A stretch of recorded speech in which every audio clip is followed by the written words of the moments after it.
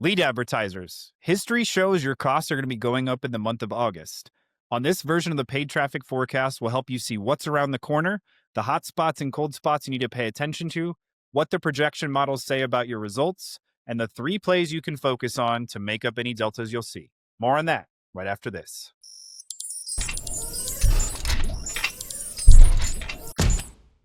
Hey there, welcome to the August 2025 forecast for lead advertisers. I'm John Belcher, that's Ross Pietersen, the head of media buying here at Decyphered, and excited to dig in and talk with you about what's around the corner for your campaigns. So let's go through the forecast, the overview of what we're going to talk about. We're going to spend the next little bit going through the August outlook, what the last 5 years of CPM data tells us likely in store for you as a lead advertiser. Then we're going to go through the hot spots and the cold spots, the specific dates you need to pay attention to, and the actions you may need to take. Then we'll go through the projection models, what your numbers are going to look like depending on what you focus on. And then finally, go through our cost environment playbook, 3 actions you can take to maximize your results and or prepare for the future. All right, so starting with the August outlook, we've looked at hundreds of millions of dollars of spend over the last 5 years to come up with these models and determine that in the month of August for lead advertisers, we're expecting a 12.5% increase in CPM over the course of the month. But you as an advertiser probably don't care about CPMs. We know they change with your campaigns, and they sometimes change on a daily basis. You may see high CPMs with low CTRs one day, and then low CPMs with high CTRs. The things all adjust, right? But what we found is a linear correlation between CPM changes and whatever it is you're optimizing for. So you as a lead advertiser is your cost per lead, your cost per call, whatever that is. We expect to see a 12.5% increase in your cost per lead over the course of the month of August. So that's what we expect on the macro view, but I'm going to have Ross dig into the micro view to go through the hot spots and cold spots that we expect to see this month. So I think it's really important before we before we start is just getting really clear on what hotspots and cold spots are, John. So, we are looking and expecting a 12.5% increase over the month of August, but there are some key things that are happening throughout August where we're seeing a drastic change in price in a very short, or cost in a very short period of time. And when we see that, we often correlate this to what we call a hotspot, which is a drastic change in cost, which is an increase in a very short period of time. While the opposite is a cold spot, so it's a drastic change in price in a short period of time, and that's a decrease, which is a cold spot. Sounds great. So what are the dates for the hot spots or cold spots that people need to be paying attention to this month?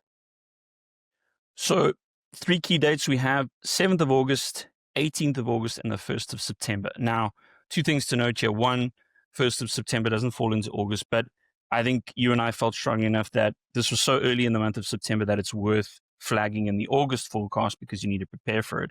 And second thing is, because this is historical data, what we've typically seen is that there's a buffer of 2 days either end of this. So it might not happen exactly on that day, but it's going to happen within 2 days of that particular date indication. All right. So these are the 3 dates we need to watch out for. What specifically are we watching out for on each of these days? All right. So as you can see on our forecast, first date is the 7th. Now, this is kind of a medium risk hotspot. And the reason is it's still a drastic change in price, as you can see from the gradient of the graph at that stage. But what we're likely to see here is just a change in your CPL, your cost per lead. So you're not likely to see underspend, but you're likely to see an increase in your cost per lead at this particular time. But then as we head through to the middle of the month, around the 18th of August, that's when the real storm hits, in that we're heading into a much higher, significant change in price in a short period of time. So you're going to start seeing higher cost per lead. Potentially some of your ads will underspend. And when we say underspend, what that looks like is if you have a campaign running at $100 a day, underspend would be ideally, normally you would get $98, $100 of spend normally. In this hotspot situation, you would get much lower percentage of that budget being used, so $60, $70 a day. And then the last one is on the 1st of September, which is just ahead of a significant bump in the road. all are hotspots, but they vary in severity. The one in the middle of the month around August is probably the most severe. And that's when you're likely to see a significant increase in your CPL, as well as under delivery in some of your ad accounts. So just to summarize what you said here, these are 3 periods of dramatic cost increase, but when we look at them relative on the graph, we've got the lowest chance of impact early, then there's a middle chance in the middle of August, and then at the end of September is when we really start to see those costs increase. So those are the 3 dates, and you're probably going to see changes increasing as the month goes on of like how it impacts your campaigns. So that's the overall dates and roughly what you need to be looking for. But I think, Ross, something that's really important that you and I have seen is we experience different things based off the types of campaigns we're running. We call them uncontrolled versus controlled campaigns. And these hotspots present different dynamics. So let's dig into what that means.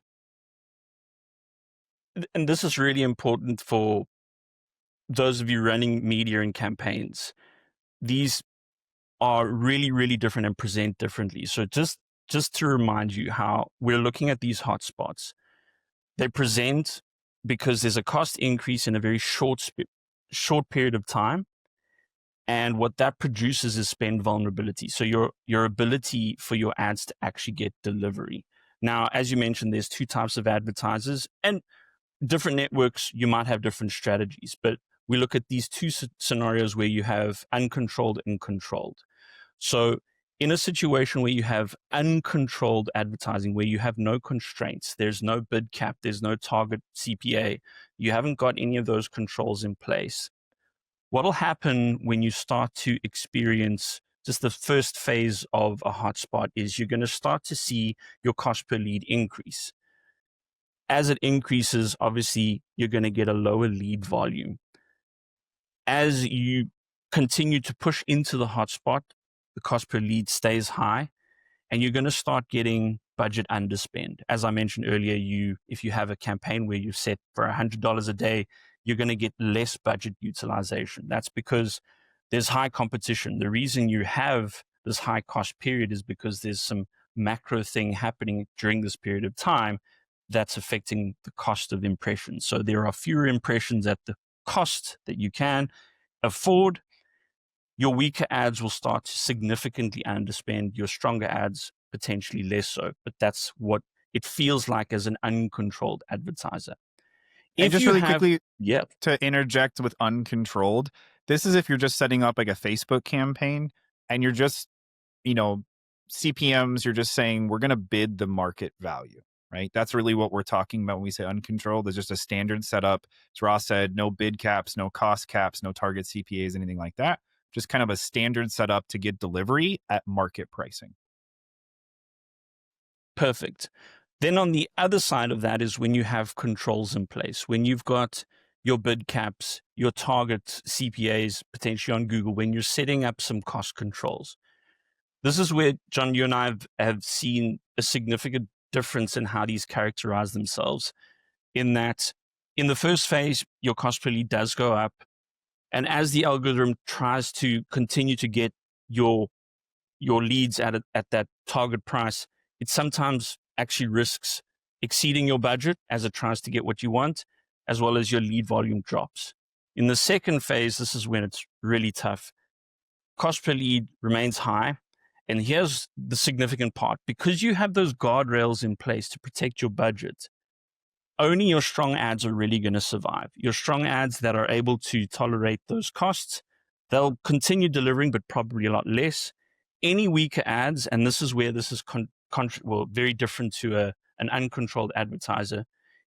When you don't have the cost controls in place, John, we've seen that no matter what, you're going to get some degree of deliverability of your ads. But when you have these controls in place, those ads that fall under the threshold stop completely. They don't spend. Yep. And the only other thing I want to cover with controlled advertising is when you start to experience this under delivery, what's the type of mistake that people make? And I'll just kind of seed this for you, is trying to increase bids to keep delivery. This is kind of that game where it's like, hey, if you know you're moving into this environment, is that something that you should do? Yeah, you say that and I smile because we've made the mistake in the past. Now, let's say, for instance, you increase that target CPA. The problem here is that you're going into a higher cost season. So all of a sudden, you're now willing to tolerate much higher prices. But now all of a sudden, you have ads that can't tolerate the prices that they're at. So you're basically opening floodgates, but opening yourself and exposing yourself to significant account disruption, especially as this cost season comes to an end. So the temptation would be, one, if you haven't identified the fact that your ads aren't delivering, you might just increase your daily budget. Increasing your daily budget will do nothing. It's not going to force your campaigns to start spending. Very, very easy mistake to make because you're not really seeing if your budget's being spent. The second thing is you decide you increase your target. You're going to start paying significantly higher amounts for your leads. The problem with this now is that the algorithms are built around data. So all of a sudden you're saying to the ad network, I'm willing to pay a lot more. So while that might potentially solve a short-term problem, coming down from that potentially is an absolute disaster. Agreed. And we've seen that way too many times. So we just typically accept where things are at. And if we're at a target CPA, let them run. And if stuff stops spending, we got to work to, develop a way to get around that using some of the plays that we'll talk about later. Last thing I want you to cover is we've talked about the specific hotspots for lead advertisers in the month of August and what they're likely to expect. But we've also found there's one other factor at play. It's kind of the more macro trends. So let's talk about those. Yeah, so these are big plays that are happening. Sometimes we don't pay attention to them because they're not appropriate to our niche. But these are macro events where big brand advertisers are buying on CPMs. So what that will look like often is when advertisers are, instead of buying on performance, so when they're not buying on like cost per lead, there's not a conversion action, they're buying on CPMs, which is much cheaper. There's only a limited amount of inventory. So these impressions that we're trying to get are taken up by these big brand advertisers, and that reduces our ability to actually get delivery. So these macro trends are not specific to anyone. They're going to be specific to everyone because big brand advertisers don't target specific people. So they're going to be buying up the same impressions for the same eyeballs as you. We have two situations like that are happening in the month of August. One, which is quite a big one, is back to school campaigns. We've typically seen, John, that these back to school campaigns can hinder delivery irrelevant of what vertical you're advertising in. The other one is just getting to the end of the month of August. We've seen that there's big budget dumps during this time. So your ability to actually get impressions and have your ad spend deliver properly is significantly hampered by these kind of macro events. And the fact that they overlap in the end of the month is really important to understand because this means that from a performance perspective, you're going to be paying more per lead. And B, you may not be able to spend as much as you want to because you're just generally getting priced out of auctions from these bigger brand buys. So it's just really important to understand that when you're planning out your month, you need to do a higher percentage of your volume basically over here before we get to the 18th. It's really important to try and front load your results because not only are you going to experience pricing pressure, now you're going to experience inventory pressure. It just really creates a double whammy at the end of August. Anything else you want to cover here, Ross? Yeah, that's it. And just lastly, being prepared for that big spike on the 1st of September. So on the back of those macro events, we've got a significantly big spike early in September. So yeah, reiterating your point, try and get the job done early. Make sure you are very aware that you're going to be riding a choppy wave. Great. Sounds good. So that's Ross covering the media buying. Now it's time for me to dig into the numbers from the executive level, right? So we talk about projections. Our goal here is to project results for our clients. So what I want to cover here, what we're trying to view is the CPM impact on our results. What does this cost environment mean for our overall P&L? we have to consider some of the variables. So a couple things we look at with projections in general, regardless of the month, is the number of selling days and conversion rate changes. We'll talk through those a little bit, but the good thing is August has the same number of days as July. So we're not going to expect performance drops due to number of selling days. The biggest thing for you to take into account is conversion rate changes. The result here is what we're projecting evergreen production. So we look at our business as two things. We've got our evergreen proven base of campaigns, and then we can have additional things that we're layering in to try and make up volume as a month progresses, right? But we want to say for our evergreen, what it did last month, what are we expecting it to do this month? And then finally, it's going to provide a conclusion of our monthly focuses. So based off what we see from our models, we need to determine what actions that we'll focus on and how risky they can be to try and make up any performance gaps. So I go through and I create a spreadsheet that looks like this. I know a lot of people aren't spreadsheet people, but I want you to understand how this works. I look at the production in July, and let's say with this particular example, we're say we spent $100,000. Our cost per lead was $10. Let's say every lead was worth $25. So we're doing $250,000 in revenue, 2.5 ROAS. And there's three models we develop. If we maintain the same amount of spend, what's it going to produce? If we maintain the same amount of lead volume, what's that going to look like? And then if we maintain the same cost per lead, what is that going to look like? And so I've gone through here and tried to visually lay this out for you. In the month of July, if we spent $100,000 and we did a $10 cost per lead and it produced $250,000 in revenue, what does the difference in our CPM mean? And so the first model we put together is maintaining spend. So if we spend the same amount, we're going to be able to get 12.5% fewer impressions for that same amount of spend. And why that's important is because at the end of the day, your ROI comes down to your cost per click times the conversion rate of your funnel, right? So if we say the conversion rate of the funnel is going to be the same, well, since it's costing us 12.5% more for our impressions, our cost per lead is going to go up to $11.25, which means we're going to do roughly $222,000 in revenue or 2.22 ROAS. It's really important. Like if we don't change anything, this is the impact that we're going to see. We're going to do almost $30,000 less revenue.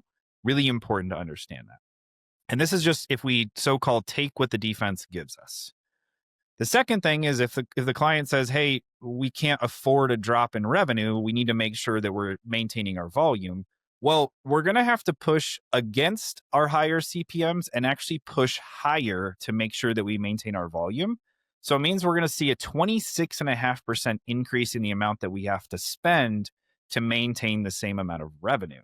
So we move from spending $100,000 to $126,000.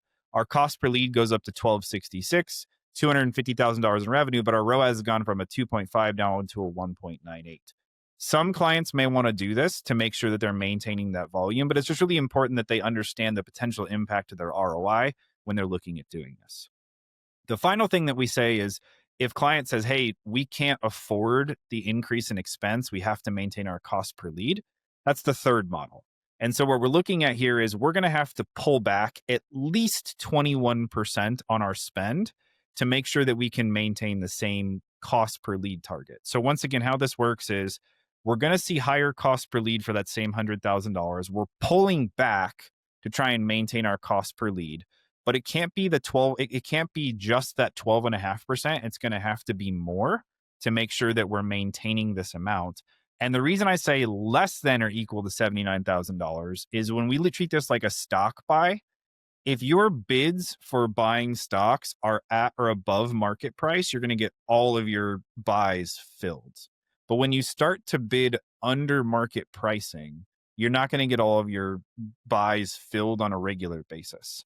And so that's basically what's happening here is since we're pulling back to maintain cost, we're going to start to lose out on auctions. So this is a best case scenario. If we can only spend $79,000 and to hit our cost targets, we're going to lose $50,000 in revenue. And so these are the three levers that exist for our clients to say, these are the three models we can go after. Which one do you want to follow? And obviously we're giving up something with all of them. And so the goal for us is to figure out what are some of the plays that we can run to try and make up for that performance gap.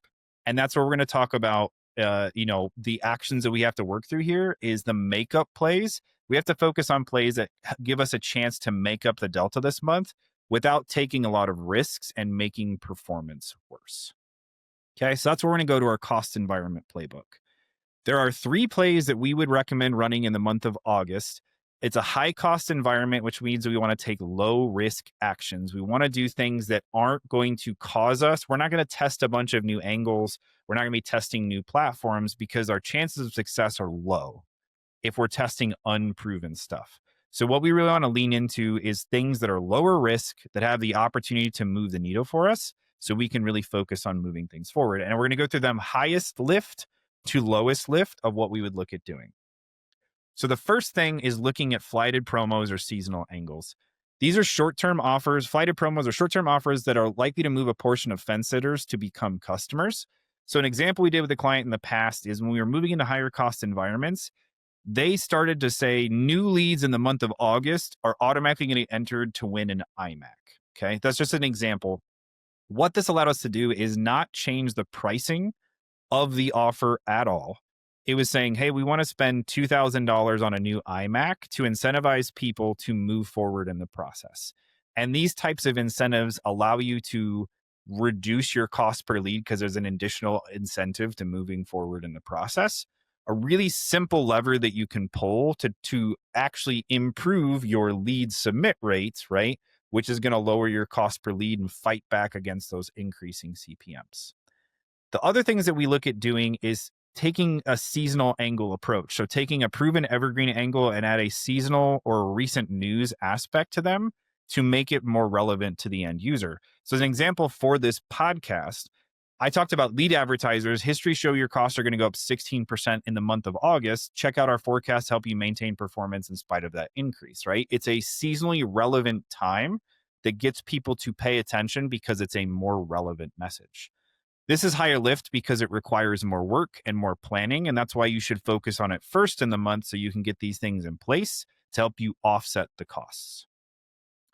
Second thing you need to look at doing is non-paid efforts. So I was a VP of marketing at a company, and for me, it was really important to be able to project paid traffic performance so I could understand what needed to happen on the organic side, the emails, the SMS, the social, all of the different channels that we have. And so what we would look at doing here is going back to our projection model and saying, hey, if our client said we need to maintain costs, well, that means we're to produce $50,000 less in revenue. So we need to talk either with the rest of our team or informing the organic partner in the business, hey, paid traffic's probably going to do $50,000 less revenue this month. We need to go through and plan out how we make that up. And the way we did that is determining the number of campaigns. So we're able to say an email campaign produces X amount of dollars on average. SMS did this and social did this. And so we need a plan that we're going to have to do X number of extra campaigns to try and make up that delta. And then secondarily, determining the content. It doesn't make sense to just continue to repost the same offer stuff all the time. That doesn't make a difference. It's a diminishing returns. So this is where we can use the work from the flighted promos or the seasonal angles to give ideas on what can be run to try and move that needle. So really focus on informing the organic part of the business, the delta that paid traffic is not going to be able to make up, and then trying to provide them with ideas on what else they could run to close that gap.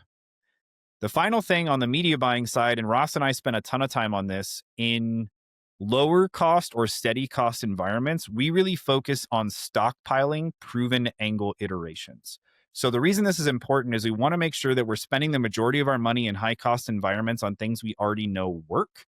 It means we're going to have less waste. So we put together a lot of versions of proven angles, iterations that provide new content for the ad platform, which they like, but it also maximizes our chance of success. And so we've actually gone through and created an NAN workflow to produce these at scales. We ingest our top performing ad scripts. We have our agent go through and write new scripts and develop new voiceovers that get over to our editing team.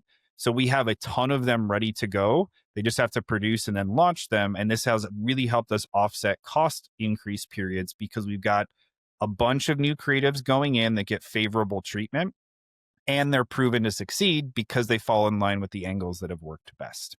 And that's really, for me, the 3 things that you should focus on this month to try and offset any performance gaps. So most important thing for Ross and I to know and understand is this information helpful for you? If so, we'd really love you to take 3 actions. The first one is leave a comment below. Let us know this was what the most helpful thing. It was really valuable to see the hot spots. The understanding and projections, what's going to mean a difference for our business. The playbook, we want to make sure that we're continuing to develop really awesome content for you that's helping you drive actions on a given basis. If you found this helpful, please make sure to subscribe or follow our social channel. At the beginning of every month, we'll post these forecasts for you. And if you want to get them early and delivered straight to your inbox, make sure to click and join our free email list. We'll get them sent to your inbox the Sunday before a new month starts so you can spend time planning with your team and go from there. That's what we've got for you for this month's August paid traffic forecast. We appreciate the time and we hope to talk to you next month. Thanks for watching this month's paid traffic forecast. Just by watching it, you and your team now know what to expect from your overall performance and the hot spots and cold spots you need to pay attention to over the next 30 days. If you want to be this prepared every month, there's two things you can do. First, you can subscribe or follow our social channels so this information shows up in your feed at the beginning of every month. Second, if you want the information early, you can subscribe to our free list where you'll get the information delivered to your inbox a day ahead of time. If there's something you think we can do to improve our monthly update, just drop us a comment below and let us know what you think that is. And finally, if you're a business owner looking for someone who can help you develop an advertising ecosystem that produces more sustainable, predictable scale, make sure to head over to decyphered.com/start. On that page, you'll understand how our process works and the steps you can take to see if we might be a good fit to help you. Thanks so much, and we'll see you next month.